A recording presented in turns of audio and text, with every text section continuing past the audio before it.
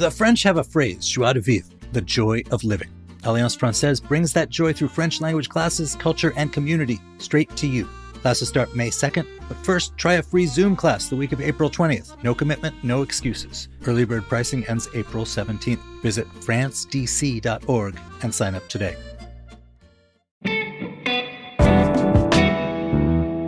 Today on CityCast DC, I'm in the Wilson Building where I just got done with an interview with Jenny Reed, the city budget director. The mayor, her boss, has just rolled out her final budget, and it is a pretty painful one.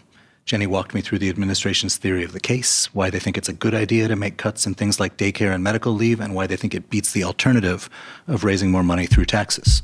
Take a listen.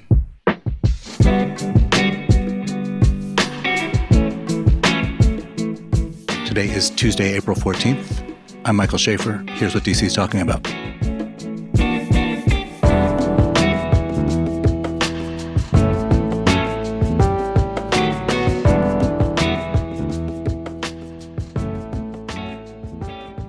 Hey, Jenny, thank you for having me.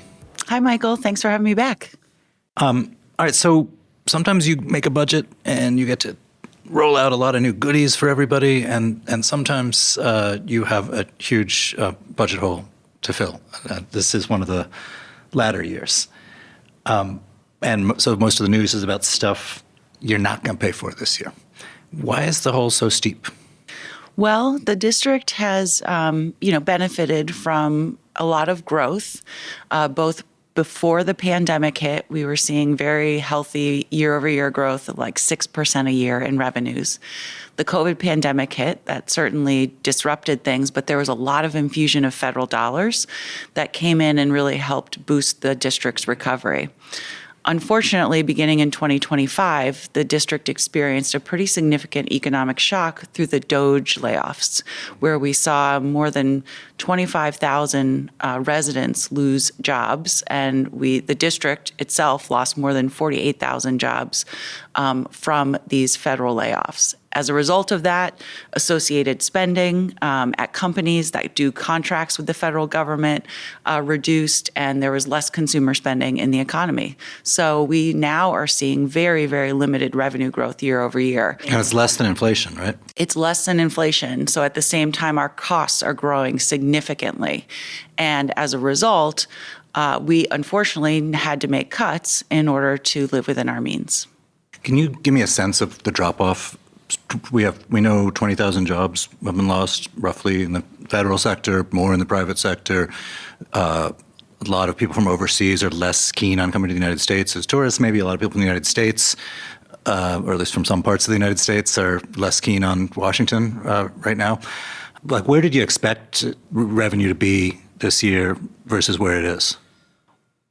Well, we were hoping that revenue would grow more than it did.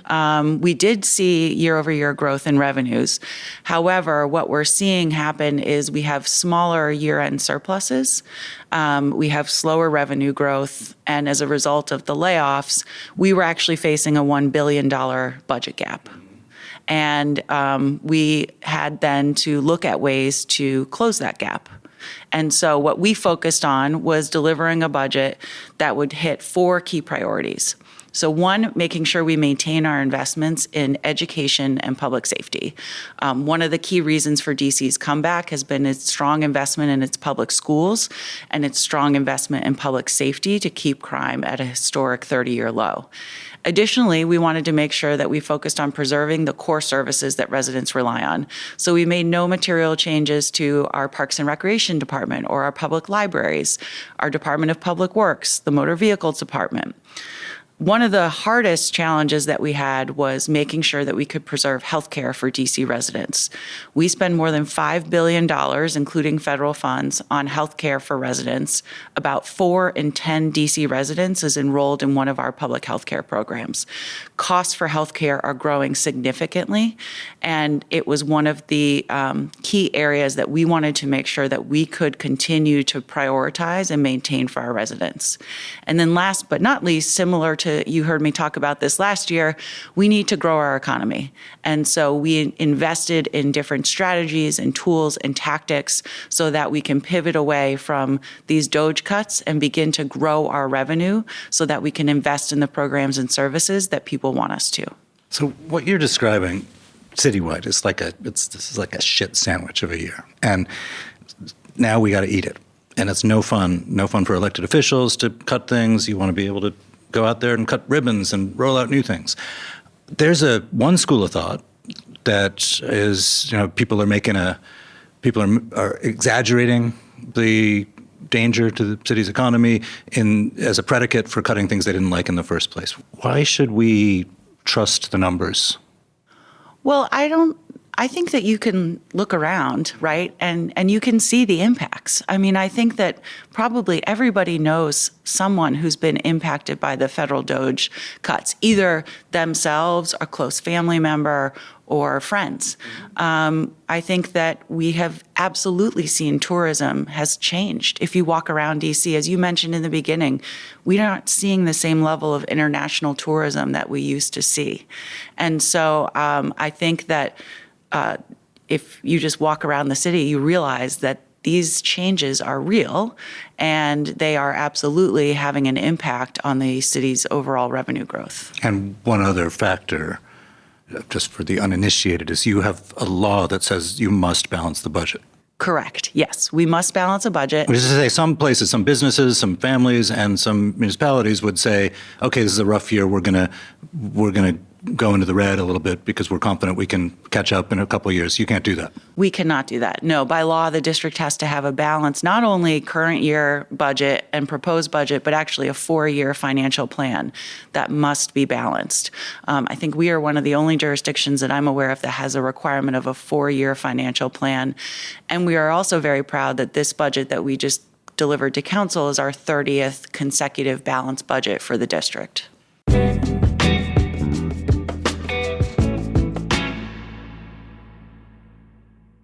This is Sister Nancy Downing, CEO of St. Anne's Center for Children, Youth, and Families. For over 160 years, St. Anne's has provided children, young mothers, and families across the D.C. area the emotional, educational, financial, and loving support they need to grow in health and happiness. I'd like to invite you to Hope Blossoms, our annual fundraising gala, on May 13th from 6 to 9 p.m. at the Columbia Country Club, 7900 Connecticut Avenue in Chevy Chase, Maryland. It's an evening to celebrate our families and thank everyone whose generosity has made this mission possible. As our Director of Clinical Social Work, Nina Harvey, says, at St. Anne's, we meet women where they are, affirm their dignity, and help them recognize the strength they already carry within themselves. If you'd like to attend Hope Blossoms, volunteer, or support St. Anne's in other ways, please reach out to Ellen Toops at etoups@stanns.org. We would love to see you at Hope Blossoms on May 13th from 6 to 9 p.m. at Columbia Country Club, 7900 Connecticut Avenue in Chevy Chase, Maryland. See you there. So I have to tell you about my night at Katsumi. Walking in feels like walking into a movie. The lighting and the space and the energy, everything just feels intentional. Like somebody designed the entire thing to make sure that you feel like the main character when you're there. Katsumi on 14th Street is a modern Japanese restaurant led by Michelin-starred chef Masaki Ushino.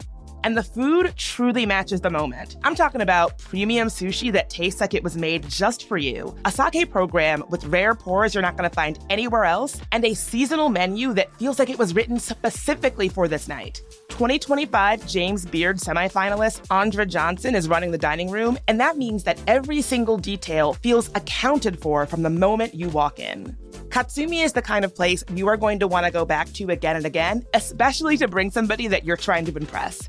So reserve your table now at katsumidc.com. That's KATSUMIDC.com.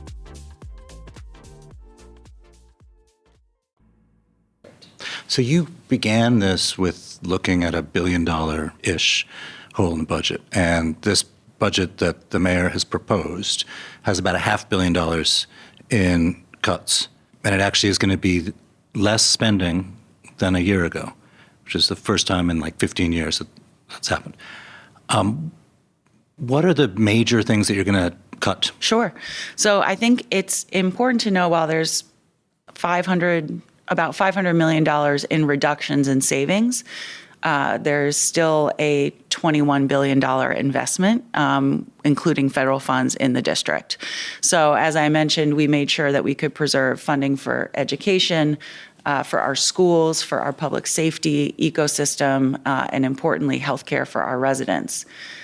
Some of the larger reductions, this isn't going to be an exhaustive list, but I came for an exhaustive list, and I'm going to stay until I hear every last dollar. Do we have a few hours? So some of the key reductions, unfortunately, we were not able to include funding for future pay increases for our workers. So those workers that do not have a current collective bargaining agreement, there's not funding for future pay raises. We also had to scale back the universal paid leave program, and we needed to pause on allowing medical leave, paid medical leave for one's self or for caring for a family member. So that means that if I work in a private company that does not offer this leave, I would, until recently, have been able to have the District of Columbia pay for it, and that's not true anymore. For 1 year, for FY27, we will still be covering parental leave and perinatal leave in the program, but for one's own medical or caring for a family member, unfortunately, we did have to pause that for a year. That doesn't mean that there aren't other programs that people can take advantage of. That doesn't mean that the private company may not offer some kind of program. But as I said, we really needed to prioritize and focus on maintaining healthcare for our residents. And you've cut the program that augments the salary of childcare workers. Yes, unfortunately, we did have to look at eliminating that program. It is a program that provides funding to private businesses to provide pay increases to their employees. Importantly, we did maintain the health care coverage for those child care workers. And it is a program that, as we looked across the board, we had to make a lot of difficult decisions. And we felt that we still continue to invest a really significant amount in early child care in DC. So we're going to spend about $430 million on early child care, even without the Pay Equity Fund in FY27. So people with young kids know childcare is just hard to find here. It is, there's not that much room at the inn, and it's expensive. This pay equity program that you are cutting, do you have a sense of how that affects the bottom line for people who need childcare? I mean, are the companies going to have to then make that up themselves and pass the costs along to parents? I'm not sure that we know that, because when the Pay Equity Fund was implemented, we didn't see large reductions in the amount of tuition that these child care centers were charging to families. And I think that's one of the really important distinctions around the Pay Equity Fund. What people tend to talk about most often with childcare is, as you mentioned, access and affordability. The Pay Equity Fund does not address either of those. Well, I would think that, I would imagine when this thing started, they wouldn't have just unilaterally cut prices, but maybe it limited how fast they rose. I don't know. Your true north, as the mayor has said, is we want to make our investments in places that are either going to grow the population of the district or create economic activity. And it would seem to me that one of the really appealing things about coming to the district to live or work is this family leave, this medical leave you can get. And one of the things that make it harder to come here is that daycare is really expensive and hard to access. So don't these things actually cut against that true north? I don't think so, and here's why. So first, on the universal paid leave, that is available if you're employed in the district. You do not have to be a DC resident to access. In fact, most of the benefits go to people who do not live in DC. They go to people who live in Maryland and Virginia. Which was what the mayor had against it in the first place. Correct. And if you're an employee in Maryland, you do not get the benefit, even if you are a district resident. So that's one important distinction. On pay equity, there are lots of ways that we can incentivize our childcare sector, and in fact, we do. We offer a childcare subsidy. The mayor has expanded the income eligibility for that program. We spend more than almost $270 million on universal free pre-K 3 and 4 through our public school system. That is not offered in the surrounding jurisdictions at that scale or at that level. And that is something where you would be paying for that childcare. So there's still pre-K4 saved us a year of childcare. So there's still a lot of options here. I would also push back against the notion that there's not available childcare slots. There are available childcare slots. They just may not be in the location that's most convenient or that a family would actually want to utilize. Well, you know that when you're a parent and you're trying to get to your job and drop your kid off, and location actually it's not just a sort of, I like this neighborhood better than that neighborhood. I'm not saying that it's not more difficult, right, if you have to travel across town, but what I'm saying is that there are still options.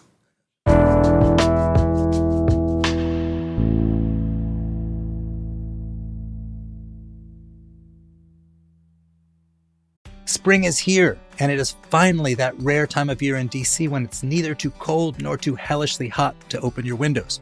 So don't miss out. Window Nation's The More You Buy, The More You Save sale is going on now. You could save up to 50% off all windows for your home. Window Nation's installation crews finish the job in 1 day or less, so you can enjoy the breeze with minimal disruption. Best of all, they offer a lifetime warranty on all their windows, so you can relax knowing your home is protected far into the future.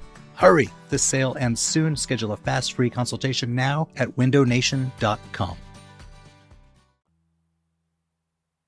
So there's people who might look at this set of numbers and these painful cuts, mayors acknowledge they're painful, that you're making, and said, well, why don't we just raise more money? We can get that money through increasing taxes, increasing fees. There's ways of doing it. What was the thinking that made you guys not want to go that direction?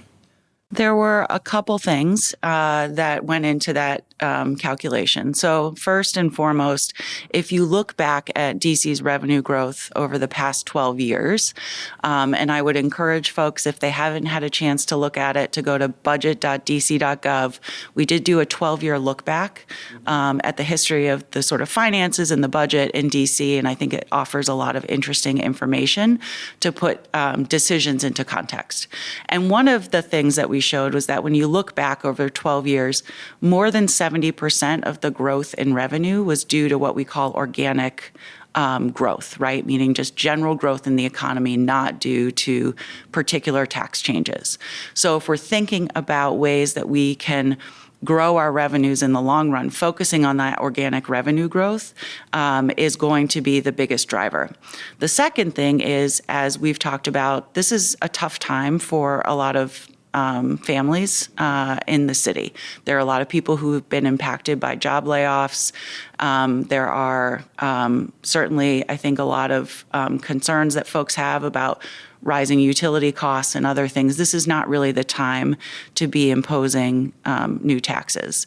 And then the last thing is, if you recall, our revenues are growing at less than inflation, and our costs are growing well beyond that. If you raise taxes this year, what are you going to do next year? You're going to be in the same predicament next year. So you sort of never get out of this loop. So that's why we really needed to focus on growing that underlying economic growth through investing in things like diversifying our economy, right? So we're not so reliant on the federal government as a major employer, by attracting businesses that will create jobs for DC residents, and by making sure that more businesses want to locate and stay here. I've covered a lot of budgets over the years, and again, nobody likes the ones where you're having to hit things that people like. The budget is just a suggestion. It is the legislature that has to pass it. Mm-hmm. How are you thinking about navigating the politics of that? Like, what is the argument for why members of the council should suck it up and vote with the mayor on painful stuff? I think it really comes down to some of the arguments that I just made. I think that if you are looking at raising taxes in order to not have to make these difficult choices, and believe me, they're difficult choices. I think that one, the district's economy is not, while the underpinnings are strong, it's at a bit of a fragile point right now. I don't think it's the time to be introducing new taxes. And again, you're going to find yourself in the same spot next year. And what are you going to do?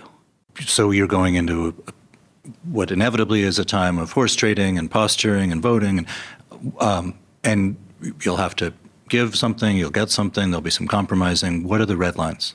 Well, I think for us, it would be making sure that the council is sticking to the four major principles that we have for the budget, right? So making sure they maintain the investments in schools and public safety, keeping our core services like libraries and rec centers intact, protecting healthcare for DC residents, and focusing on a growth agenda. And that means... And opposition to tax hikes would be in category 4 there. That's right, exactly. Not raising property, not raising income.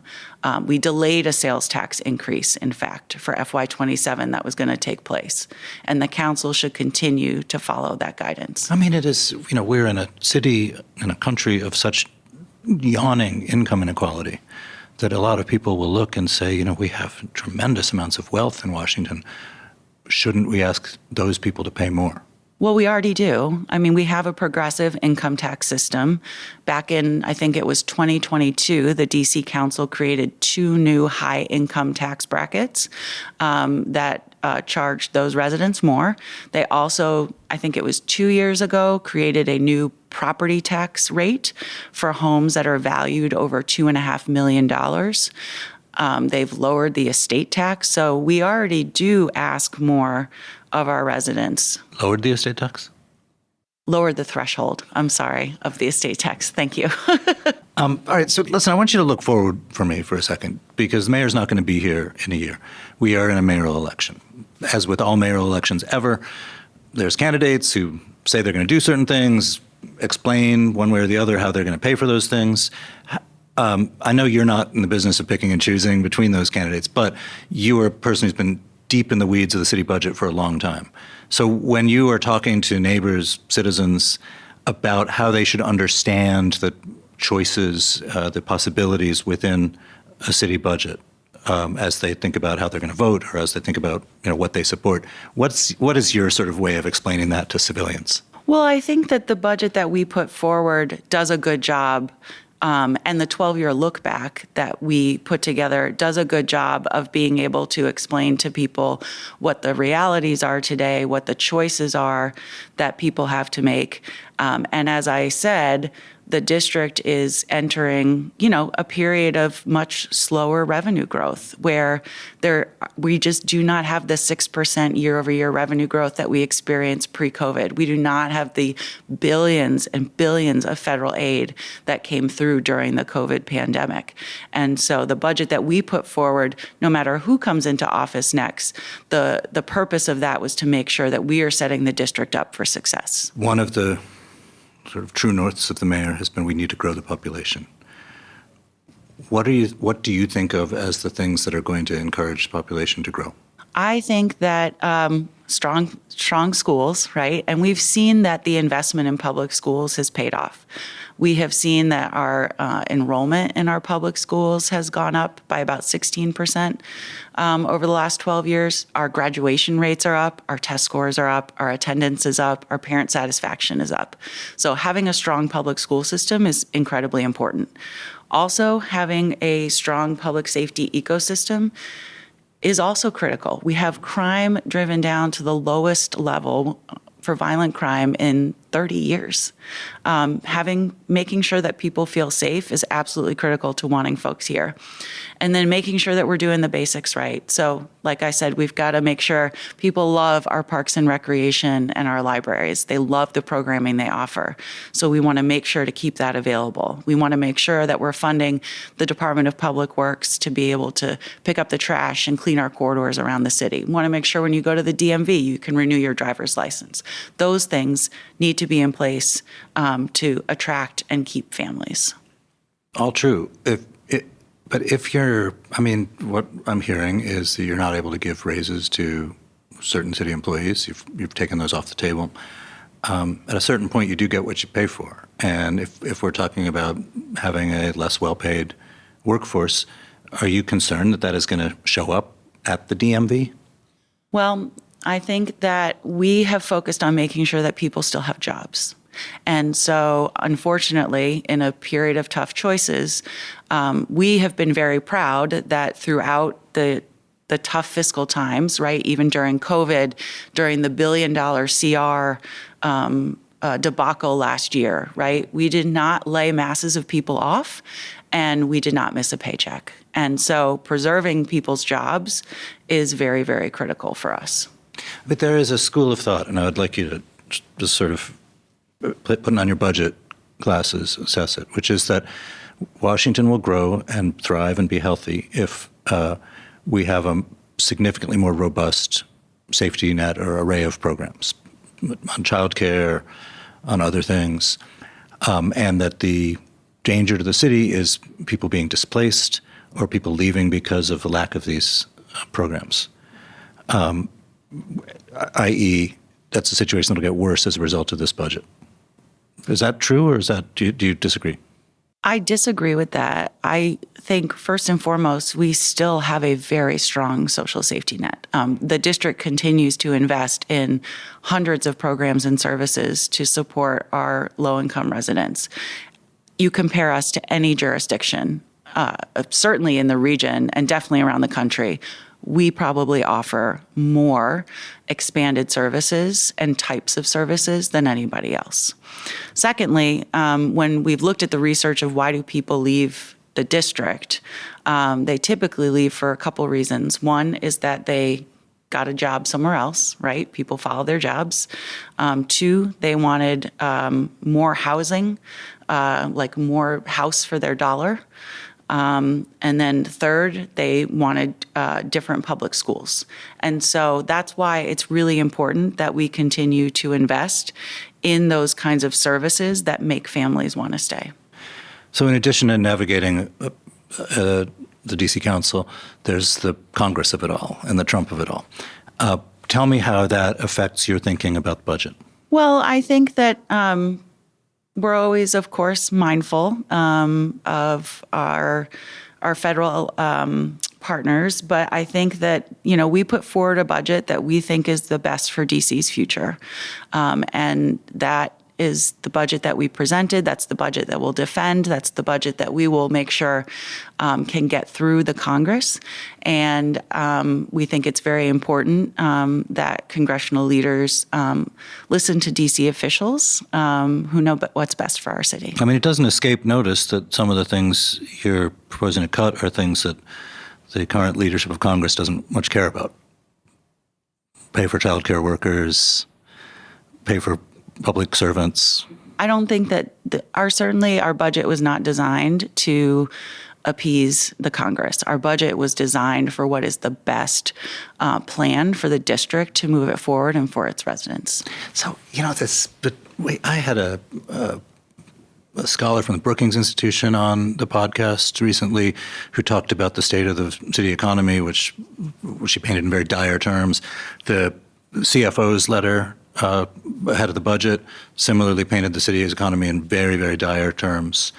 Tell me, it makes me very anxious. It makes me anxious about the value of my house, about whether my city is going to be able to afford public safety and decent schools and so on. Should I be this nervous, or can you make a case for optimism, despite everything that you are trying to react to in your budget? Yeah, so I think that a couple things. One, the good news is this budget did continue to invest in public schools and public safety. So residents should not worry about that. We still have significant year-over-year increases in both of those areas. Secondly, the district has very strong financial footing, right? So we have very strong financial management practices that we have been honing over the last 30 years for our time, the last 12 years. So we have fully funded pensions, which most other states and localities cannot say. We have 66 days of cash on hand, meaning we have more than $2.2 billion to make sure that we can pay our bills as revenues flow in and flow out. We've had 30 consecutive balanced budgets, 29 consecutive clean audits. So the district has very, very strong financial footing.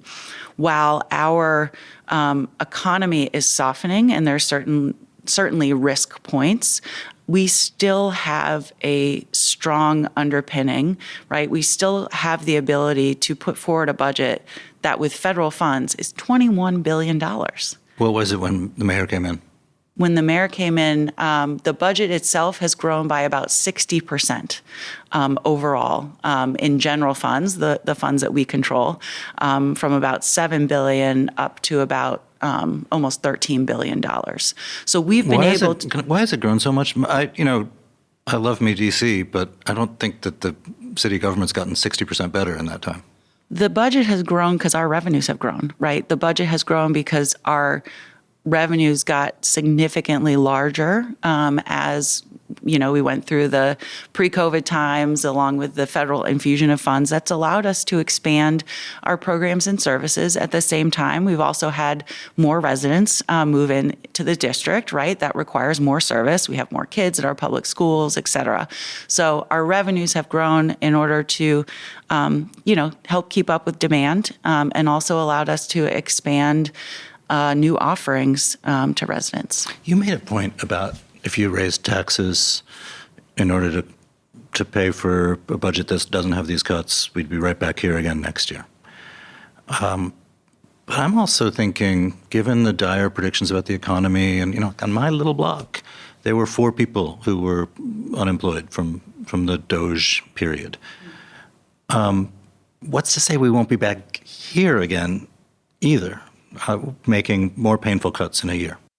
Well, that's why we need to focus on growth, right? That's why we need to think back about, if you look at our 12-year look back, more than 70% of our growth has been just general organic growth in revenues. So we have, tens of thousands of residents that have lost jobs. We need to bring more jobs into the district so that our residents can be employed and feel more financially secure. What's the worst case scenario that you're trying to forestall? Continued job loss, I think, and not being able to replace those jobs that we lost. We've been, sort of heavily dependent on the federal government as being a sort of backbone of DC's economy, and that is changing. And so we need to respond as a result, and we need to find ways to attract new employers, to keep employers here, and we're doing that through investments in our Vitality Fund that helps attract new businesses. We're doing that through our Tech Ecosystem Fund to try to diversify the economy more. We made a huge investment last year and secured the single largest private investment in the district ever by bringing home the Commanders and unlocking the RFK campus. That is going to bring jobs into the district, and we need to continue to focus on strategies that will allow us to do that. All right, you got about 2 months of the executive branch and the council going back and forth about this. They're going to be asking you for changes. You're going to be resisting those changes. You'll probably have to give some stuff up. They'll probably have to give some stuff up. Again, are there things that you are not willing to give up on? Well, I think we're not willing to give up on the 4 core principles of this budget. I meant more specific number kinds of things. I think we're going to have to go through the process and see. We're certainly open to discussion with council. They're going to start their hearing process. They'll be hearing from agencies and hearing from the public. And we are happy to have a dialogue with them and discussion about what we think is best for DC's future. I mean, it's a tough thing with a lame duck mayor because, one of the things a mayor has in her pocket is let's make them scared of me and force them to do things. And that is tougher when you're on the way out the door.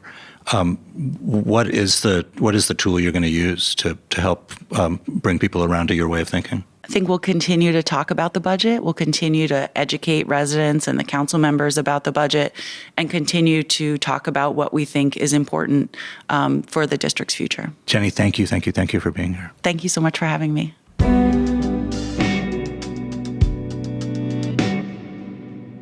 Before we go, thank you to our newest neighbor, Willie M. Barbara S. is shouting out the Smith Center, an organization that unites arts and integrative wellness with a focus on those impacted by cancer through classes and programs.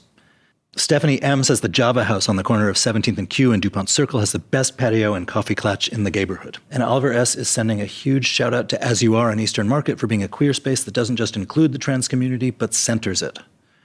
Plus, it's got that hanging out at your friend's house kind of vibe. If you want to become a CityCast neighbor and shout out your local favorites, head to membership.citycast.fm and sign up. It's only $10 a month or $100 for the year. Again, that's membership.citycast.fm.